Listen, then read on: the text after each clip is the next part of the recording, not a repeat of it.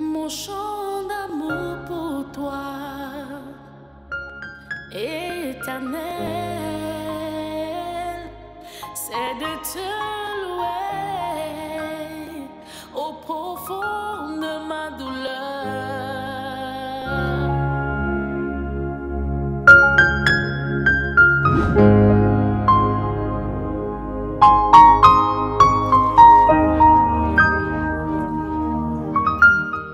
Bonjour, bienvenue une fois de plus à votre émission Les Voix du Cœur sur votre chaîne de télé préférée LTDE, la chaîne des disciples. Que Dieu vous bénisse.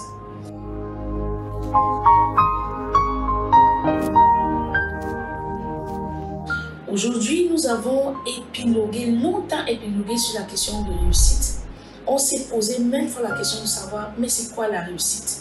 Parce que lorsque nous nous donnons de la peine, lorsque nous engageons un projet, ou lorsque nous nous mettons en couple avec un homme ou avec une femme, ou lorsqu'on donne la vie, on fait des enfants, on a cette question qui revient encore, c'est la question de la réussite.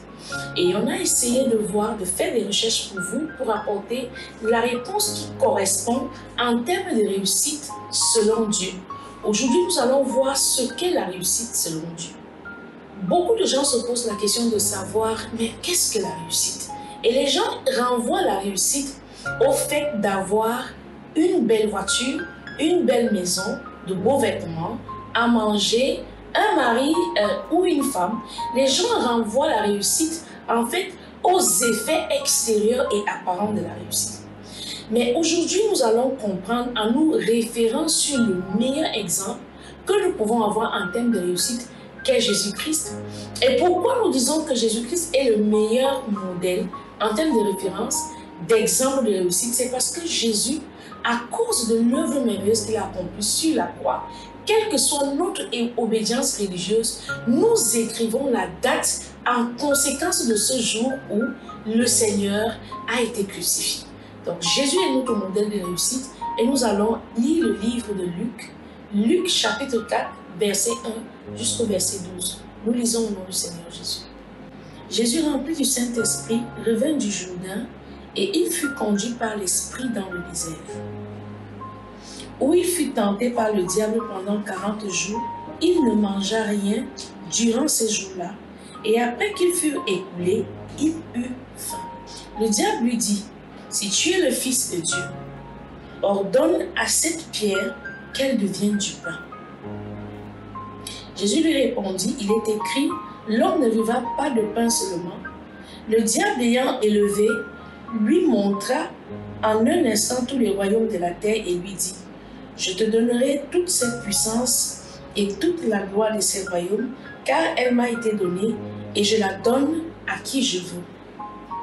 Si donc tu te prosternes devant moi, elle sera toute à toi. » Jésus lui répondit, « Il est écrit, tu adoreras le Seigneur, ton Dieu, et tu le serviras lui seul. » Le diable le conduisit encore à Jérusalem, le plaça sur le haut du temple et lui dit, « Si tu es le Fils de Dieu, jette-toi d'ici en bas, car il est écrit, il donnera des ordres à ses anges à ton sujet, afin qu'ils te gardent, et ils te porteront sur leurs mains, de peur que ton pied ne heurte contre une pierre. » Verset 12. Jésus lui répondit, « Il est dit, tu ne tenteras point le Seigneur ton Dieu. » Jésus est une référence en termes de succès, parce que c'est le seul succès qui a imposé l'écriture de la date. Nous savons que la Bible est l'un des best-sellers, le meilleur livre vendu dans le monde. Et la Bible, en fait, nous raconte les œuvres de l'Esprit de Dieu au travers des serviteurs de l'Éternel et par excellence l'œuvre que Jésus accomplit sur la croix pour qu'aujourd'hui nous ayons accès à cette réussite que nous cherchons tant. Les fondamentaux de la réussite de Jésus sont bâtis sur le commencement de son ministère. Nous voyons ici qu'après que le diable ait tenté Jésus de toutes les manières dans le désert, Jésus-Christ a résisté premièrement à la faim, la tentation de la faim, après qu'il eut jeûné. La deuxième fois, le diable propose à Jésus de lui donner le royaume et ses gloires. En d'autres termes, le diable sait que les apparences que nous appelons ici les attributs de la richesse manifeste dans nos vies cette opulence extérieure, mais qui n'est pas toujours le bien-être interne. Jésus lui répond donc que tu n'adoreras aucun autre Dieu que ton Dieu, tu ne te prosterneras devant aucun autre Dieu que l'Éternel, le Seigneur, le Dieu créateur.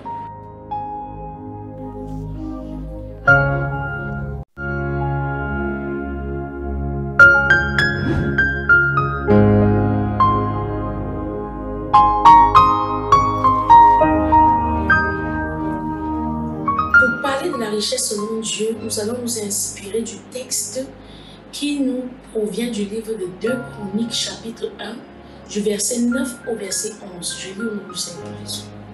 Maintenant, Éternel Dieu, que ta promesse à David mon père s'accomplisse, puisque tu m'as fait régner sur un peuple nombreux comme la poussière de la terre. Accorde-moi donc la sagesse de l'intelligence, afin que je sache me conduire à la tête de ce peuple, car qui pourrait juger ton peuple, ce peuple si grand?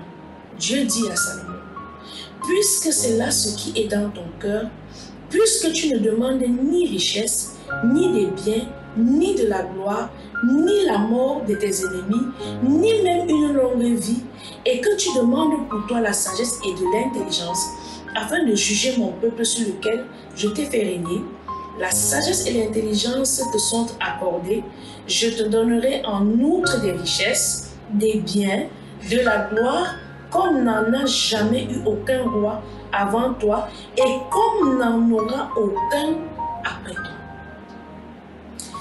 Ici, nous voyons que dans ce paragraphe que nous venons de lire, accorde-moi de la sagesse et de l'intelligence afin que je sache me conduire à la tête de ce peuple. Car qui pourrait juger ton peuple, ce peuple si grand? La richesse, selon Dieu, est liée au nombre de personnes que nous aurons à gérer lorsque la richesse sera notre quotidien. Dieu n'est pas limité à te donner des voitures. Dieu n'est pas limité à te donner un mari. Dieu n'est pas limité à te donner du succès dans ce que tu entreprends. Le problème, c'est la sagesse nécessaire et l'intelligence nécessaire pour gérer le peuple que Dieu te donne. Parce que la richesse attire du monde. La richesse attire du monde. Lorsque l'on est pauvre, on est souvent rejeté. Mais lorsqu'on devient riche, on attire les bons et les mauvais. On attire les conflits, les combats, on attire beaucoup de choses. Et il est difficile de régner lorsqu'on a du pouvoir, lorsqu'on a de l'argent, sans sagesse et sans intelligence. Et nous voyons aussi qu'après que Salomon ait demandé à Dieu, dans le verset 10, accorde-moi donc la sagesse et de l'intelligence afin que je sache me conduire à la tête de ce peuple. Oui, car qui pourrait juger ton peuple, ce peuple si grand? Ici, Salomon vient de percer le mystère de la réussite. Salomon vient de comprendre qu'en réalité, être riche, c'est être capable de gérer avec fidélité le peuple que Dieu te donne. Ici, Salomon vient de comprendre que être riche, c'est être à la tête d'un peuple. Être riche, c'est être au contact des vies humaines. Être riche ou avoir du succès ou réussir dans ce que l'on entreprend, c'est avoir le privilège de se tenir à la place des faibles. C'est avoir le privilège de se tenir à la place des rejetés. C'est avoir le privilège de se tenir à la place des gens qui n'ont pas de voix. En d'autres termes, la richesse n'est plus l'opulence. La richesse n'est plus la quantité de voitures, ni la quantité de terrain, ni la quantité de maisons que nous amassons, ni le nombre de diplômes que nous avons, mais la richesse devient tout ce privilège que Dieu te donne de te tenir à la tête d'un peuple. Parce que la richesse attire le monde, la richesse attire les hommes.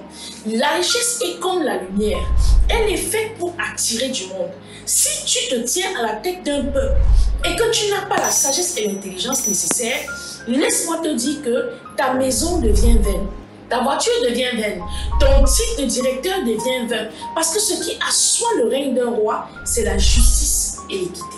Et nous voyons par la suite ce que Dieu dit à Salomon, parce qu'il a su comprendre ce qu'est la richesse, il a su interpréter ce qu'était la richesse. Et Dieu lui dit dans le verset 11, Dieu dit à Salomon, je lis au nom du Seigneur Jésus, puisque c'est cela qui est dans ton cœur, puisque tu ne demandes ni richesse, ni des biens, ni de la gloire, ni la mort de tes ennemis, ni même une longue vie, et que tu demandes pour toi la sagesse et l'intelligence, afin de juger mon peuple sur lequel je t'ai fait régner, la sagesse et l'intelligence te sont accordées. Je te donnerai en outre. En d'autres termes, lorsque Dieu dit « je te donnerai en outre », Dieu dit que les biens matériaux, le monde et ses trésors, le monde et ses royaumes, comme Jésus a répondu à Satan, tu n'adoreras aucun autre Dieu que le Dieu créateur, ton Seigneur. En d'autres termes, ces artifices qui paraissent, ces vêtements que nous portons, ces attributs que nous avons, les téléphones, les voitures, les titres et tout ce que le monde renferme, la gloire du monde et ses royaumes, la Bible dit que Dieu ajoute cela en outre. Ce qui est nécessaire, c'est de prendre conscience que être riche, réussir sa vie, c'est avoir le privilège d'être placé à la tête d'un peuple.